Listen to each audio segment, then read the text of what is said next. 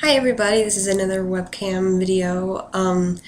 This is actually, I was going to make this in October, but just knowing me, I would probably forget the idea, but next month is the Domestic Violence Awareness Month, and I thought I'd make a video, but this is going to be just like I'm reading a little story from the Grimm's Complete Fairy Tales, and I thought it would go perfectly for domestic violence. It's called, so I'm just going to read that one for this video, and it's early, so sorry. It's called Sharing Joy and Sorrow. It's a really quick one. Okay, there was once a tailor who was a quarrelsome fellow, and his wife, who was good, industrious, and pious, never could please him. Whatever she did, he was not satisfied, but grumbled and scolded and knocked her about and beat her.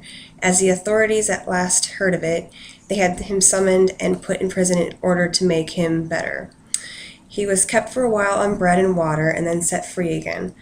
He was forced, however, to promise not to beat his wife any more, but to live with her in peace and share joy and sorrow with her as married people ought to do.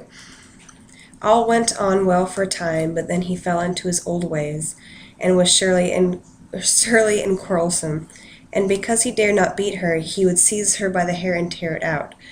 The woman escaped from him and sprang out into the yard, but he ran after her with his yard measure and scissors, and chased her about, and threw the yard measure and scissors at her, and whatever else came his way. When he hit her, he laughed, and when he missed her, he stormed and swore. This went on so long that the neighbors came to the wife's assistance. The tailor was again summoned before the magistrates, and reminded of his promise. "Dear gentlemen," said he, "I have kept my word. I have not beaten her, but have shared joy and sorrow with her." "How can that be," said the judge, "when she continually brings such heavy complaints against you?" "I have not beaten her, but just because she looked so strange, I wanted to comb her hair with my hands.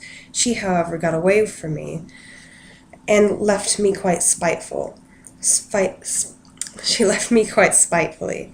Then I hurried after her, and in order to bring her back to her duty, I threw her at her as well-meant admonition, whatever came readily to hand.